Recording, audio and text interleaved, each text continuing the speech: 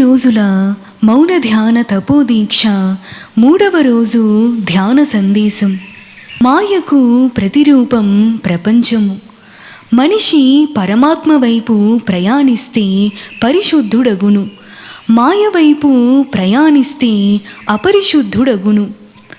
పరమాత్మను మెప్పించవచ్చును, కానీ ప్రపంచాన్ని ఎవ్వరూ మెప్పించలేరు.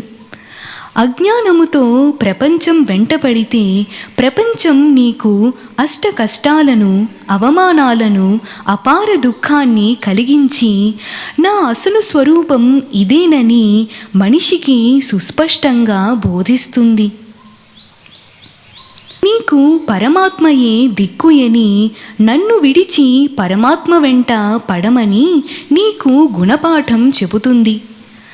ప్రపంచాన్ని మార్చాలని చూడకు, నీవే మారిపోతావు.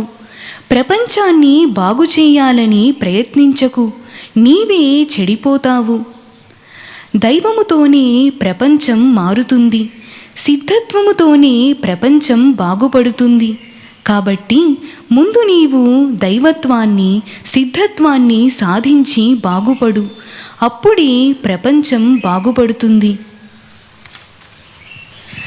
నీ ఆలోచనలు, కర్మలు, ఆశయాలు, నీ శక్తి, యుక్తి, కృషి అన్నీ పరమాత్మ వైపుకు త్రిప్పుము.